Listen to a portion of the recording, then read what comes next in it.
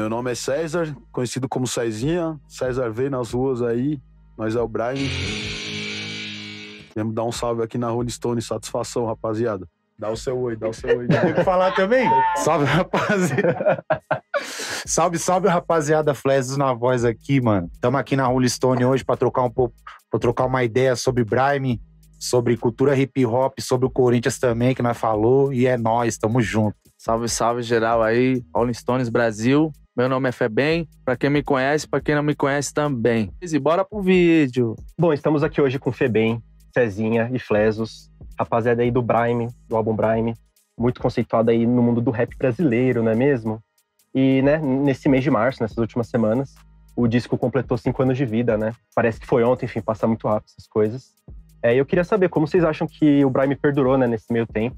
E como vocês acham que ele ressoou aí com o público, com os seus respectivos fãs também? Bom, eu acho que, no fim das contas, a gente deu muita sorte de ter soltado o Brime no meio de uma pandemia, que apesar de ter sido um período horrível, foi um período que muita gente estava procurando novas referências, né, novas coisas e etc. Eu acho que o Brime chegou preenchendo uma lacuna que estava ali dentro do rap nacional, de algo um pouco diferente do que estava acontecendo, né?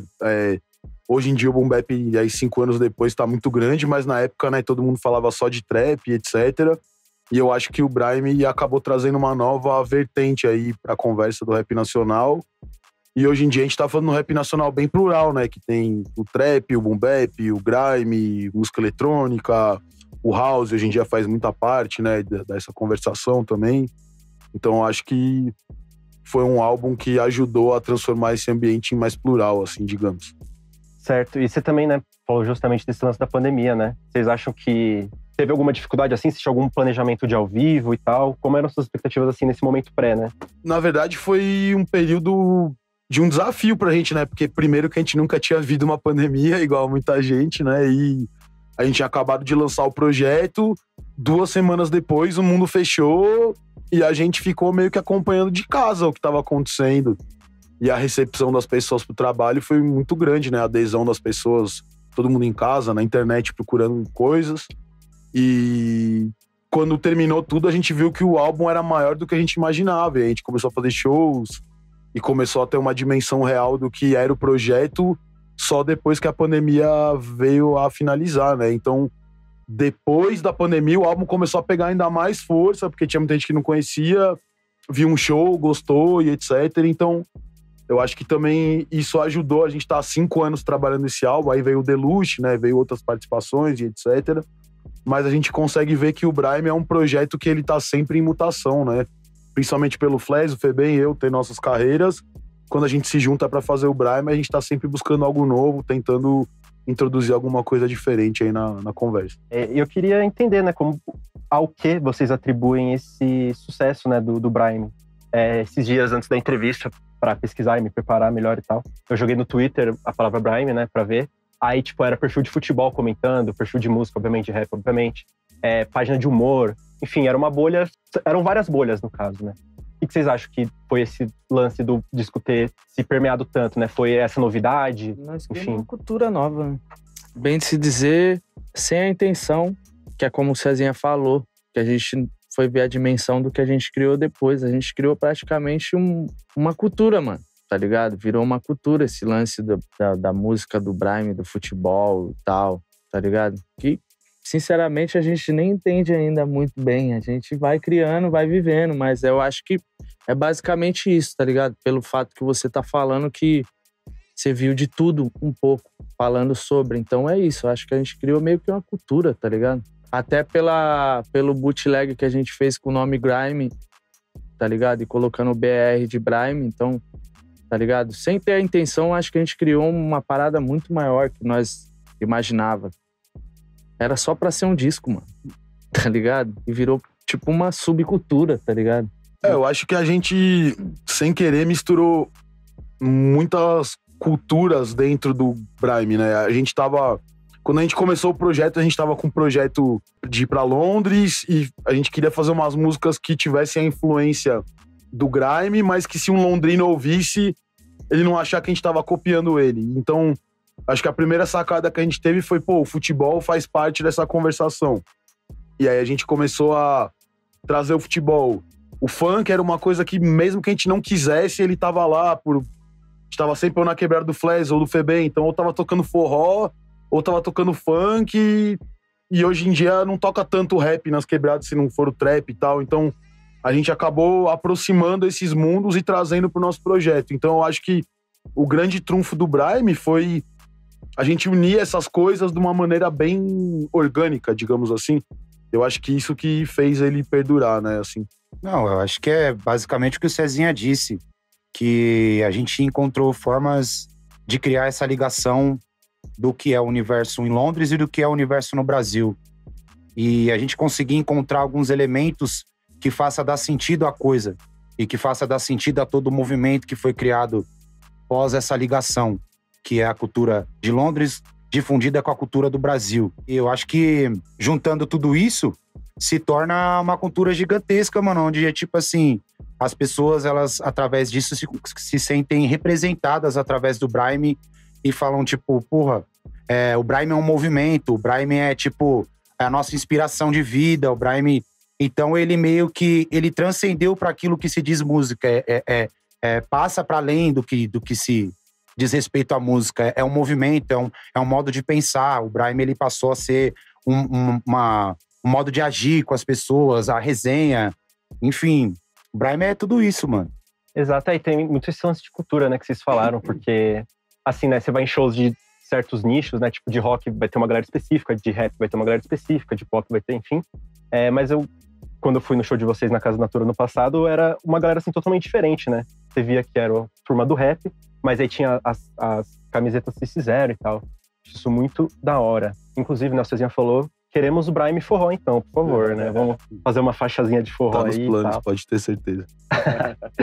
E o Febem falou justamente do futebol, né? Tem faixas dedicadas, né, ao esporte, que é a Chelsea, né? A própria capa é o Chicão dando carrinho no Hazard, né? Inclusive vai Corinthians, não é mesmo? Com certeza. Amém. E como, né, o esporte influenciou, né, no disco, na construção dele, no Deluxe e também nos bailes que vocês fazem, né?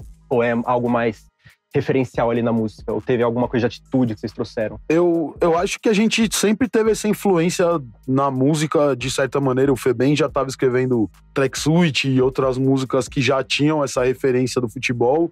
E eu acho que quando a gente fez o Brime como projeto paralelo, a gente deixou de ser uma influência secundária e começamos a colocar exatamente todas as influências que a gente não trazia para o nosso trabalho pessoal, por ser mais criterioso, criando sozinho, né?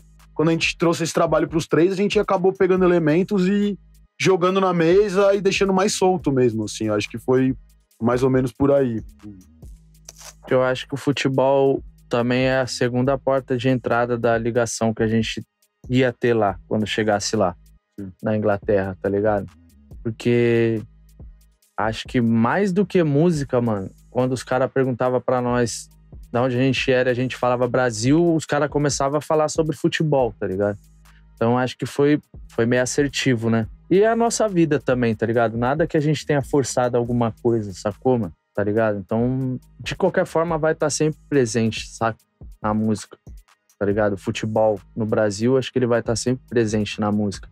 E o Brime foi só um dos diversos locais que o futebol teve presente na música. Você escuta, sei lá, Jorge Ben, tá ligado? Já tá presente na música há muito tempo, tá ligado? Skank, lá de Minas, tá ligado? E outras várias que eu não lembro agora, mas no Brasil, futebol e música sempre flertaram bastante, tá ligado? Então o Brime foi só mais um lugar e pra gente ter chegado lá, essa ligação, porque eles também não amam futebol lá, tá ligado? Então é basicamente isso. De pensar também que o futebol, ele é uma manifestação da periferia também. E quando você encontra uma galera que é da periferia, eu sou da periferia, o Febem também, Cezinha também, do Fundão da Sul, e a gente se encontra, qual que era a nossa única válvula de escape? Era o futebol, sempre foi o futebol. Então, isso daí, como já faz parte do nosso dia a dia, já faz parte do nosso cotidiano, a gente só passou isso pra música. E tanto que, quando a gente encontrou os caras de lá também, muitos deles também eram dos blocos de lá, de Londres também, da periferia de Londres, né? Que, tipo, pô, não dá pra comparar, mas também tem essa válvula de escape que é o futebol pra eles também, né? Que o futebol pra eles, assim como pra nós, é uma forma de expressão também, tá ligado? Então a gente uniu nossa forma de expressão, que é torcer pro nosso time, ou torcer pra nossa seleção e se expressar através da música, tá ligado? Então, tipo, acabou que soou como uma naturalidade por fazer muito parte da nossa vida, a música e o futebol, como o Fê bem disse aqui. Perfeito. E lá em Londres, vocês deram uma gastada nos caras lá que torciam pro Chelsea ou eles já tinham superado o Mundial? A gente encontrou pouca gente que torcia pros Chelsea. Sério? Não, eles não quiseram mostrar a cara, talvez, né? Os caras falaram lá que o Chelsea era um time de gente mais... tá ligado? E o lugar que a gente circulou lá não era muito esses lugares aí. Era Difícil, mais né? torcedor do Arsenal. Os caras mais... Encontrou bastante. Ó, Arsenal, Tottenham. Tottenham, exatamente. Maneiro. E por falar em Londres, né, vocês já falaram em várias ocasiões, né, que o Brahim meio que se originou ali quando vocês viajaram pra lá, quando foram participar do documentário do Say Nothing, né? E vocês também falaram um pouco das culturas, né, se dialogando, né? E como vocês acham que tem essa proximidade que traz? Tem o futebol que vocês falaram, mas o que tem mais de semelhante, assim, que vocês analisam? Quando a gente soltou o Brahim 7, tem um comentário de um maluco inglês lá que é tipo assim, olha esses brasileiros de North Face querendo usar a sopa daqui. Aí eu falei, pô, o cara não tem nem noção que São Paulo é um lugar cinza, que chove pra caralho e faz mó frio e 60% do tempo ninguém quer falar com ninguém, tá no metrô, puto, fazendo seu corre.